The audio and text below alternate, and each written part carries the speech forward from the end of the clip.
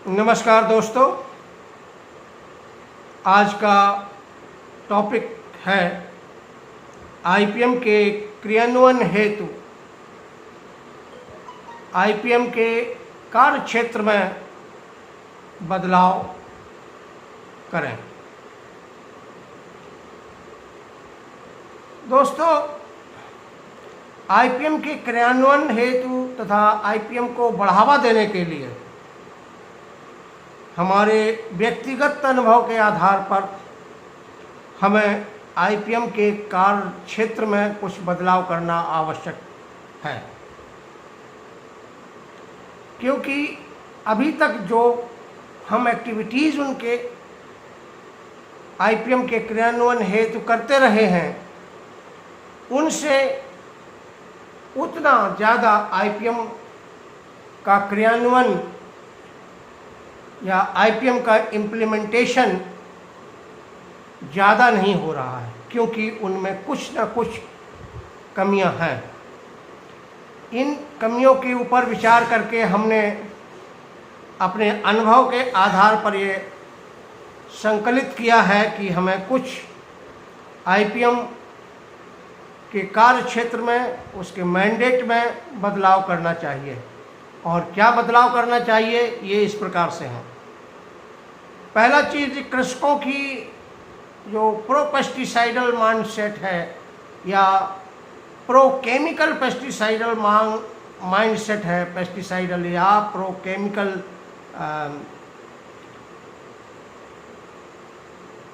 Fertilisers के प्रति जो माइंडसेट है, उनके प्रयोग के लिए उसको बदल करके हमें बायो पेस्टिसाइडल या ऑर्गेनिक पेस्टिसाइडल या ऑर्गेनिक फर्टिलाइजर के रूप में उनकी मानसिकता को बदलाव देना चाहिए, जिससे कि वो वरीयता के लिए, यानी प्रायोरिटी बेसिस पर जो अभी केमिकल पेस्टिसाइड्स का या केमिकल फर्टिलाइजर्स को प्रायोरिटी दे रहे हैं, फिर वो बायो पेस्टिसाइड्स को या बायो फर्टिलाइजर्स को या फर्टिलाइजर्स को या ऑर्गेनिक फर्टिलाइजर्स को या ऑर्गेनिक पेस्टिसाइड्स को महत्व दें या प्रायोरिटी दें।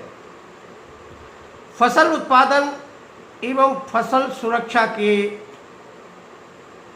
प्रयोग में किए जाने वाले जैविक इनपुट, बायोलॉजिकल इनपुट्स या ऑर्गेनिक इनपुट्स की किसानों को उनके द्वार पर उपलब्धता सुनिश्चित की जाए।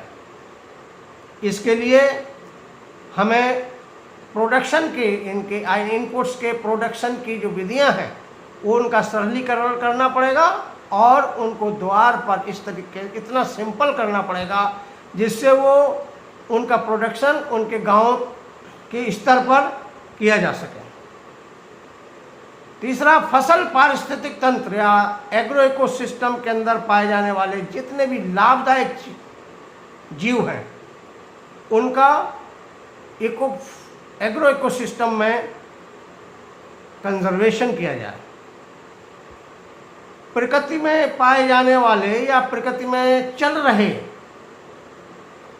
नेचुरल प्लांट प्रोडक्शन या crop production and protection system, ये कुदरत के अंदर भी चल रहा है, उसका अध्ययन किया जाए और उस अध्ययन के बेसिस पर हमें लाभकारी फसल चक्र का चयन किया जाए और उस प्रकार से पर एकड़ या पर यूनिट एरिया में हमें अधिक से अधिक फसल उत्पादन करने का सोचा जाए। इस प्रकार का कॉन्सेप्ट या इस प्रकार का मैंडेट हमें आईपीएम में अपनाना पड़ेगा, जिससे कि और अधिक आईपीएम का लाभ हो सके। रासायनिक कीटनाशकों और रासायनिक उर्वरकों का जो अंधाधुंध प्रयोग हो रहा है, इससे एग्रो इकोसिस्टम नष्ट हो चुका है। इस नष्ट हुए एग्रो इकोसिस्टम को पुनर्स्थापन किया जाए और उसके लिए क्या क्या ज़रूरत पड़ेगी, ये बहुत डिटेल सब्जेक्ट है, क्योंकि जब तक इसका पुनर्स्थापन नहीं होगा तब तक हम फसल पारिस्थितिक तंत्र को एक्टिवली रन करते हुए नहीं देख सकते हैं। और एक्टिवली रन करने के लिए उनका पुनर्स्थापन करना आवश्यक है। कृषकों के द्वारा बनाई गई पुरानी पारंपरिक जो हमारे फोर फादर्स मेथड्स या प्रैक्टिसेस अपनाते थे, बहुत सारे कृषक अभी भी उन प्रैक्टिसों को अपना रहे हैं। इन प्रैक्टिसों जो लाभकारी प्रैक्टिसेस हैं उनका वैलिडेशन किया जाए, साइंटिफिकली वैलिडेट किए जाएं, और अगर वो सही निकलते हैं वैलिडेशन के हिसाब से, प्रेजेंट रिक्वायरमेंट के हिसाब से, वो पर्यावरण को, नेचर को, समाज को, बायोडाइवर्सिटी को नुकसान नहीं करते हैं, तो उन विधियों को, उन गतिविधियों को नई पैकेज ऑफ प्रैक्टिसेस में जो अब चालू हैं उन पर इंक्लूड किया जाए। मगर इसके लिए वैलिडेशन, साइंटिफिकली वैलिडेशन बहुत ही आवश्यक है। कृषकों को जो